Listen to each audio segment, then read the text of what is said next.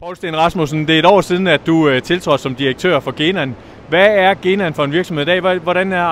Hvordan har Genan det i dag økonomisk?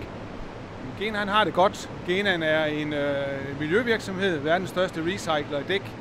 Og Genan er på rette vej. Vi er en bæredygtig virksomhed. Vi lægger meget vægt på bæredygtighed. Og vi arbejder meget med kvalitet. Vi vil gerne være en virksomhed, som er innovativ. Og så har vi faktisk også bestemt os for, at vi gerne vil være en åben virksomhed. Så det er der, vi står i dag. Men er Genan også en god forretning?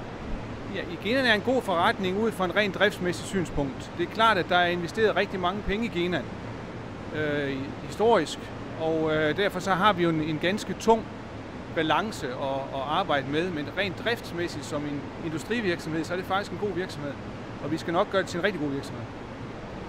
Bankerne har tabt over 1 milliard kroner, PKA har tabt over 1 milliard kroner, Deloitte har postet 500 millioner kroner i en erstatning.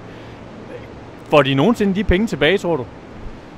Jeg er nok ikke i stand til lige at svare på her foran den her bunke dæk, men det er klart, at der er investeret mange penge i virksomheden, og der har også været nødvendigt at lave nogle nedskrivninger på de værdiansættelser, og den står vi jo med i dag som den store virksomhed, og det er det, jeg tager udgangspunkt i. Jeg retter meget mit blik fremad mod, hvad vi kan få af udbytte og af driftsresultat ud af en sådan virksomhed, og der er det en god virksomhed.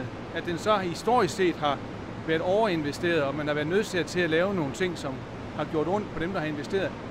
Det er jo ikke noget, jeg kan gøre ret meget ved, andet at forsøge på at få det bedste ud af det, vi har, og det er vi på rette vej med.